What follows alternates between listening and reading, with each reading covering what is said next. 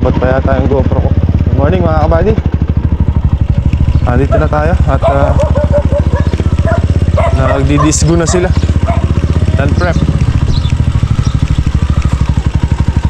Nagland prep na. Ay graan. Si Kakang Village.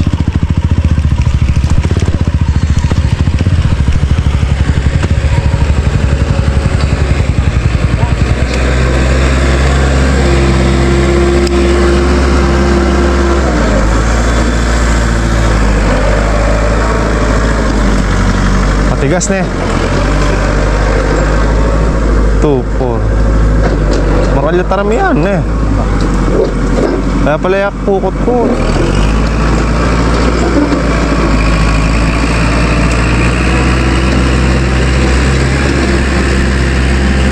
Tagilid yo. Yung isang ka. Eh niya sa lese yan, panginetimbunan. Ha? Ano yung abot ka sa gitaram? Hindi ako po yan, saan mula pa rin kaya. Malabakit. Maraming labak kasi. Kaya ganda dito mga buddy, di-develop muna. Kaya kagaya niya, tatabunan muna yung mga hukay-hukay. Mga labak-labak. Malabak na lang pala rin kami. Kaya mga buddy, nahihirapan yung tractor. 50-18 yan eh. Yung malaki. Yung malaki. L50-18 bota. Yan pala, 6 ang talim na dala niya. Pero yung iba ka 3 lang na eh. Yung pumati. 3, 4 ganyan. Pero ito ginagawa mga kabady, tinatakpan muna yung sangka. May lungkaw kasi sa gitna dahil yan yung kanal ng kalamansi dati. Ito, pakita sa inyo. Yan ang tubig. Ayan mga kabady, oh. Kung makita nyo, nakaganon siya, oh. Mataas dito, tapos nakaganon siya, oh. Ayan. Kaya tinatabunan muna tong malalalim.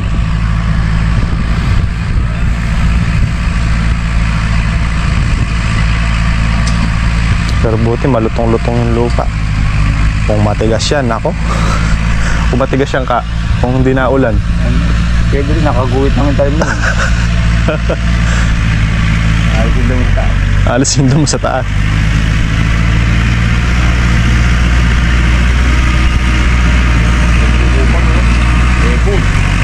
Airbus.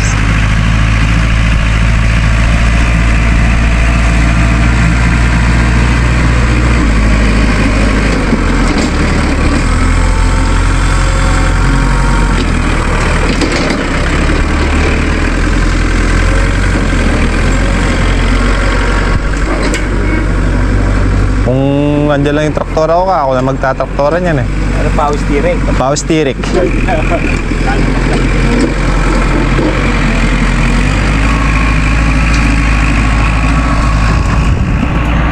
Wala pa kasi yung traktora natin eh. Wala pa yung traktora natin, ginagawa pa yung mga tornilyo eh. Na-assemble bang ang pyesa pa? Oo, na-assemble pa. Aro! Kala ko tataob. Nashoot sa labak. Ayun oh. Ish.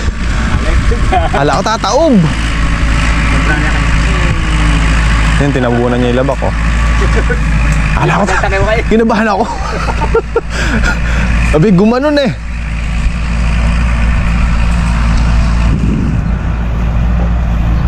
Hanggang kaya ka eh. Hanggang kaya eh.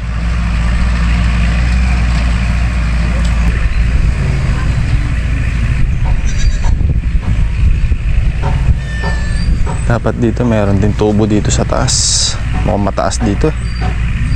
Itong area na to mukhang mataas mga kabady. Kaya mayroon din tayong source ng tubig dito para pababa. Umpisa mo na yan. Ay, opo. Nang palagay mo yan. Kalamansi po. Kalamansi. Opo. Hanggat po mumura na ako. Nakaararan pala yung kanyang wali ko. Oh, yan, kaya kami. Yan, Opo. Yung mga Karing gili-gili. Ay, kang peng-peng. Oo. Wala natin kape mo. Diba may lakone? Eric lang. Yan, sumayad pa. Katawupin, kung stable yan, hindi, gulong na yan. Hindi magputong stable kayo. Pagka, like, di ba may pasbayan, sakay mo itong 390. O, 390. Hindi ka pa kanina, sarap lang ka eh. Tambunan mo yan pa na.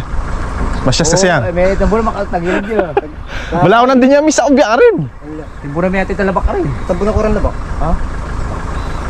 Meron nga diwa din, tambunan yan. Delanan din, yari ni.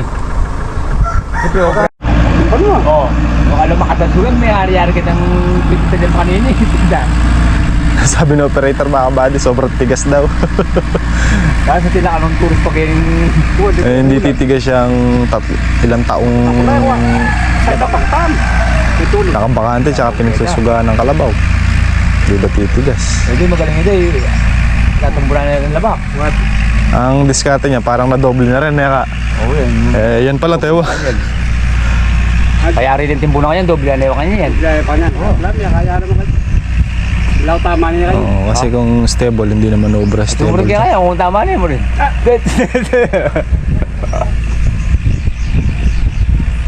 Kailangan talaga ganyan. Pumatag-patag. Basaling mo na lang pa kanya, pero pag kami kain yan. Pero kung ano yan, kung hindi basal yan, kung nagagalaw yan, gano'n. Kahit Ano po din ito, ito. dalawang stable lang, paroto, okay na. Dito nung yung pala kahit eh. Kaya lang, laon mga kabady, kaya kailangan, yan, disco muna. May nasa yung kantadya. Ay, Kwan. Oo, yan. Eh, tinatawag na lagusan. Lagusan to. Oo. Mamaya may lalabas niya si Hagorn. Mamumura ka pa niya, pasdeya. Lagus. Kabady, magluluto muna tayo ng pagkain. Maghahatid na lang tayo ng pagkain doon sa nagtatrabaho. Sisigang tayo ng bango sa santol. Sinigang sa santol.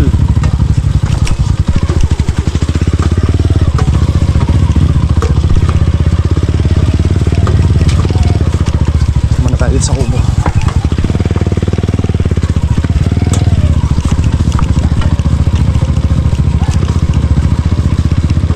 Doblehin naman yun mga kabady. Dahil yung ginagawa niya ngayon ay tinatabunan niya muna yung mga malalalim na parte. Eh, lahat ng parte ng lupa may malalim mga kabady dahil nga pinagtaniman ng kalamansi. Kaya obligadong ikutan niya lahat, tapos tsaka pa lang uli. Kaya parang nadoble na rin yun. Dahil hindi niya matitino pagka hindi niya muna tinabunan mga kabady. Pangit ang kalalabas. Kaya disco muna yung pinauna natin dahil pag stable mga kabady hindi kaya, hindi maganda ang kalalabasan. Kumbaga hindi maganda ang kanyang salang o yung land prep niya.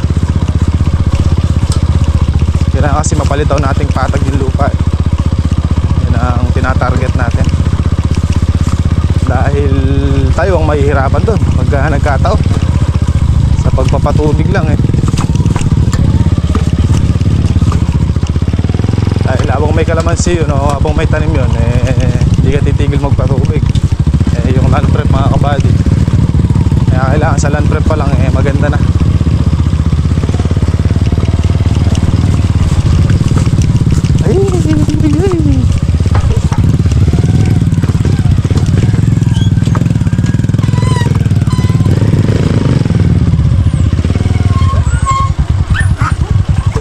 Stigler MBB na ka.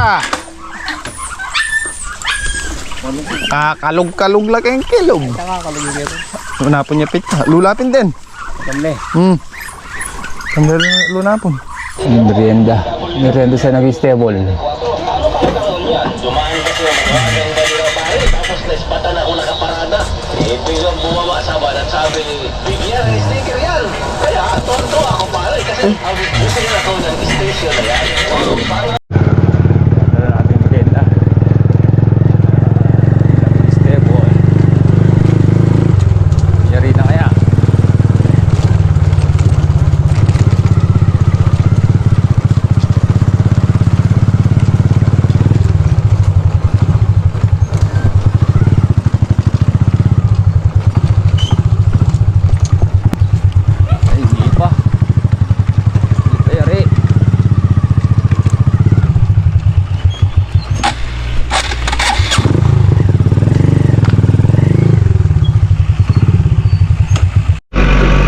Nakataburo yung mga labak oh.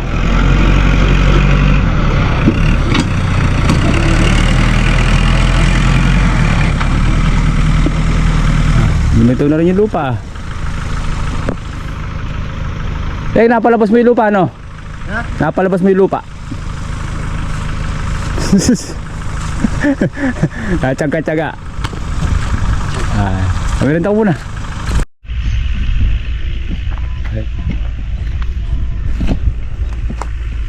Lumabas na yung lupa. Pagka double, lalayan. Magandang tubak mo pagka na-double. Pero nung una, ay tinabunan muna itong diretso na ito. Yung labak. Ayun, natubunan.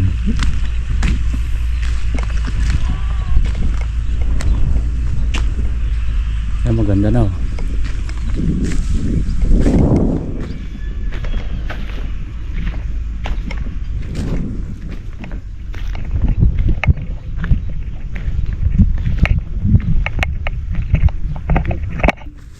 Ito muna tatabunan niya. So dito na susunod. Kahit natabunan, double na naman ulit dito.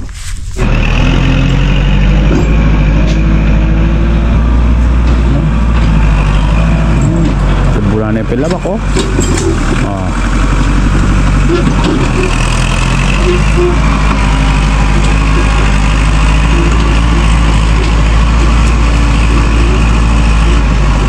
Kami para kumain ng tanghalian. Sabi ng operator, alam ko daw siya.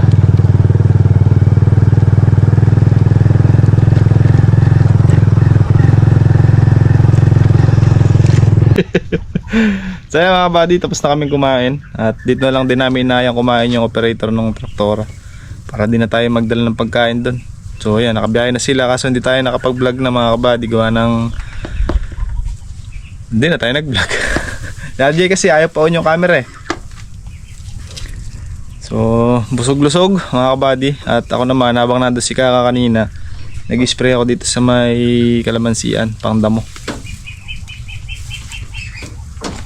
Yung sinasabi naming labak mga kabady, yun yung di ba patagan lupa. Ngayon dahil pinagsugahan nga siya ng kalabaw, so pag umuulan, naghihiga yung kalabaw hanggang sa lumalim na lumalim yung area niya. Kaya nagiging hukay siya. So hindi siya madadaanan ng mga makina. Gawa ng malalim, may hukay. Ano siyang ganyan, malalim na basta bilog siyang ganyan mga kabady na ano siya, butas. Kakahiga ng kalabaw, tapos pag nagkatubig, bababaran ng tubig, lalambot, tapos hihiga na naman si kalabaw.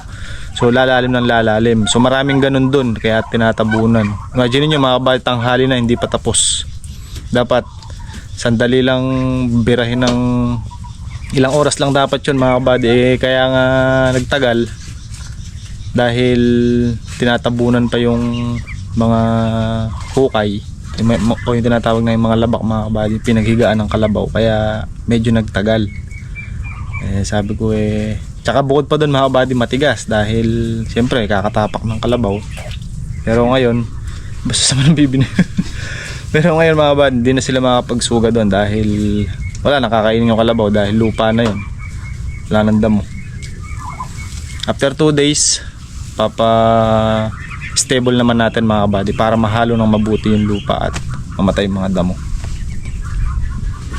Saka tayo babalik doon pagka after 2 days. Huwag muna sanang uulan para makita natin yung pinakapatag niya mga kabady. Sayang lang at hindi dala yung pangsudsod ng traktora. Meron kasing malalim na area mga kabady doon sa may bandang puwitan, doon sa may mga ipil-ipil na maraming puno. Merong area doon na napakalalim mga kabady. Hindi ko napansin yung dawa ng maraming puno dati, masukal. So ngayong nalinis, lumitaw siya.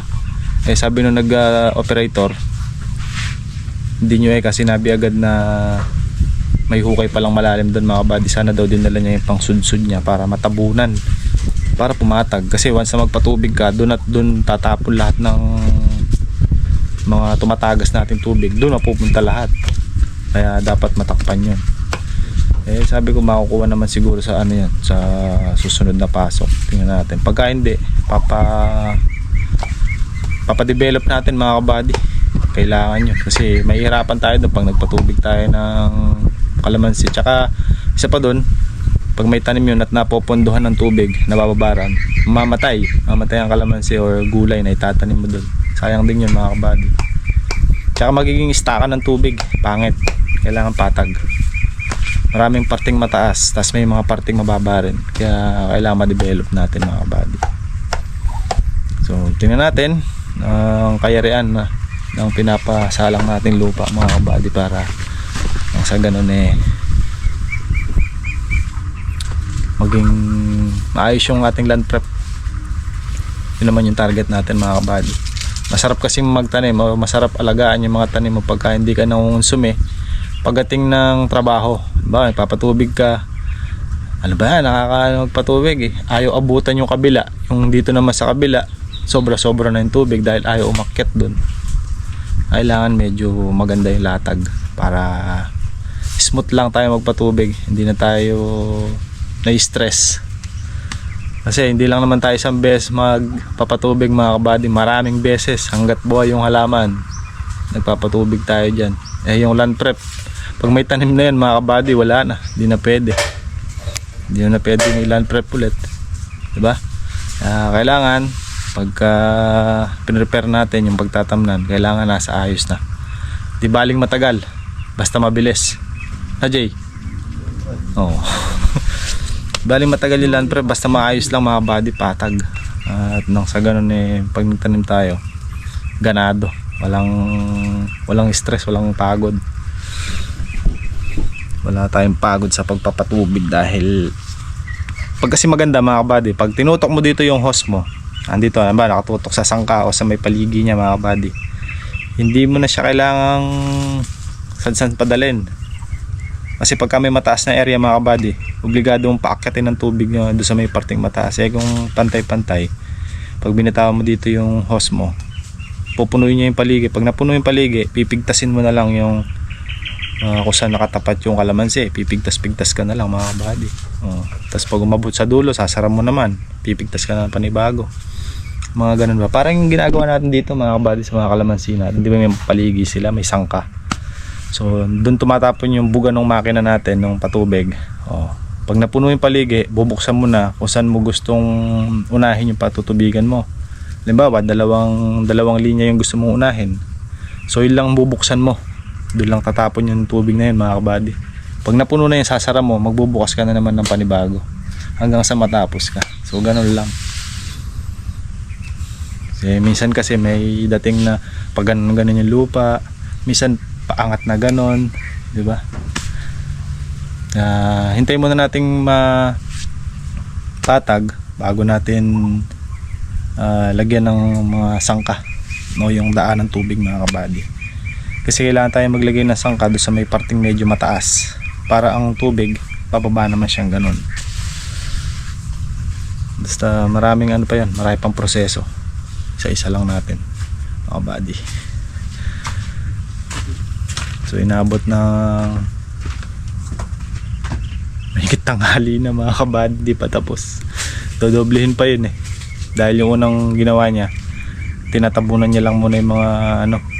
Kaya parang ang kalalabasan mga kabady, parang nadoble na siya sa ano, sa pagkaka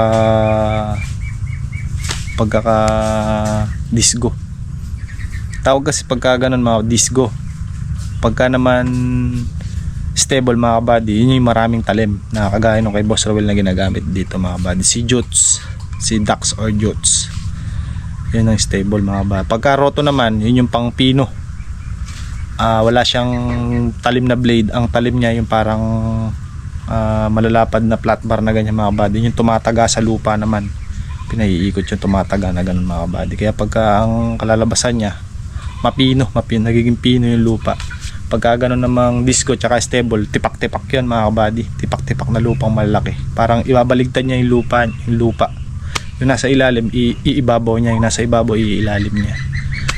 Tapos haluin naman ngayon ng stable mga kabady. So pag nahalo ng stable, medyo patag na siya, papasukan naman ng rotovator. Pero ganun din yung pinapalit-palitan lang ng talim, iba't ibang talim lang yung nilalagay nila. So, ayan mga kabady. Nakita nyo naman mga kabady pa, di ba? Pag nagpapaland trap tayo dito, ganun din. Stable, roto. Hindi tayo gumagamit disco kasi ito natatam na naman, nagagalaw naman yung lupa eh. Yun kasi hindi, laon. Tsaka maraming hukay, kaya obligado. Disco na yun mga kabady, nahihirapan pa. Abot na lang kakilala ni Kaka yung operator tsaka kababis niya, kaya kahit pa paano napakikiusapan namin na itabunan yung mga hukay. Pero kung iba hindi ka malalahatin, baka basta pinadaanan niya tapos na. Sa kanya mga kabady, pinapano namin, pinapatakpan talaga namin ng gusto yung mga malalalim. So yun lang mga kabady, tuloy tayo sa pagleleting. Tuloy naman ako dito sa pag-spray mga kabady. At baka pag gumanda-ganda pa yung panahon, mga ilang araw, mag-uumpisa na tayong mag-spray muna ako ng kalamansi. Mag-spray kami, maraming insekto. At napansin ko mga kabady, marami na ring uod.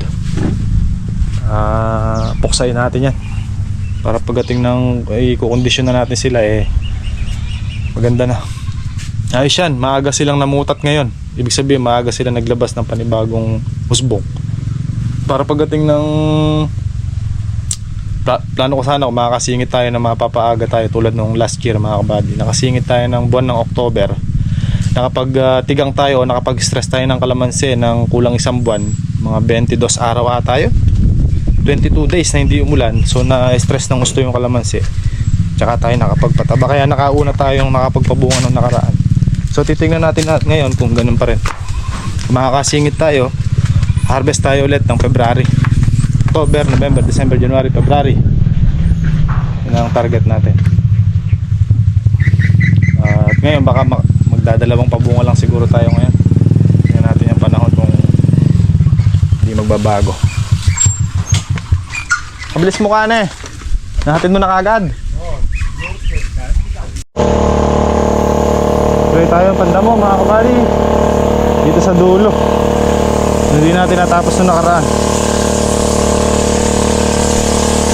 Dalawa kami ni Kaka. Si Kaka doon sa kabilang side para salubong kami hanggang gitna.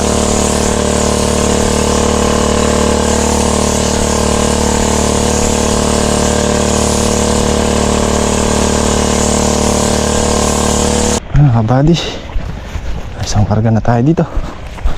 Actually panlima ko na to binalikan ko yung nauna nating in-spray mga kabady. Pang-anim pala, nakalima pala ako doon.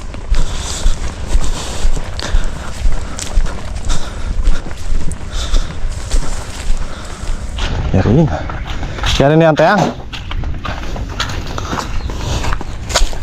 taram na taram na pala. Gajay yan. Wapin, guide na. Pag may peka ka pa kanyan, kaya pipit na jam. Warla tayo warla pipigilan.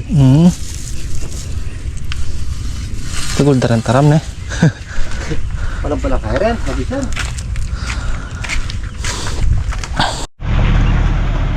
Mga kabady, pati yung daan dito sa Lakipan, papadevelop na ni Kaka. Pa-develop mo na Kaka. May sarili tayong puno. Sarili tayong kabota. At ano natin paggawa dyan? Kachokarat niya mo Hindi ba daw Ka-good vibe, ka-goods lang. Kamakyabe, Kaka. Kamakyabe, malok niya. No? Ano? Ano, tagilid kasi ito mga body tsaka may kanal na. Diyan natin maging lipak yan Kumaga map. Iyo, nakabunan. Ganda. May saging pa si... Bakit ang ito ho? Ha?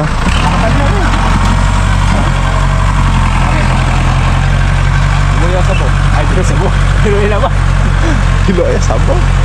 Gawa ng native. Alin, kaya kasama niya naman. Di pa rin niya, puro pa alin niya. Dami yan. Kabady, harvest tayo ng papaya. 200 kilos. Okay. Oh.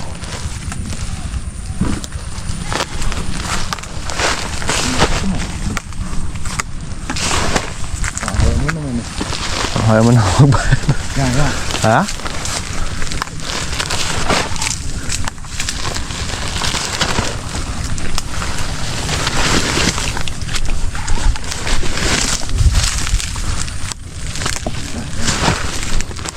Kasama. Maraming namatay kasi.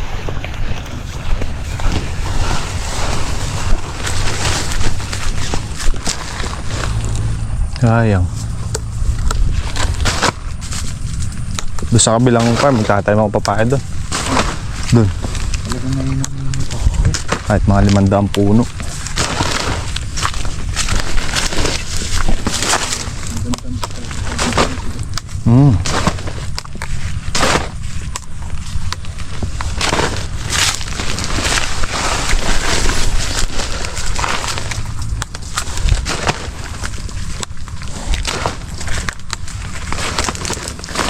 Sukal pala nung kalamang Ruben eh. Sukal pala dyan. Ba? Yan yung napitas natin mga buddy. May mga bunga pa.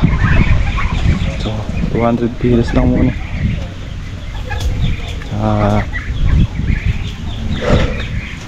Baka sumobra. Baling kulang magdagdag na lang bukas.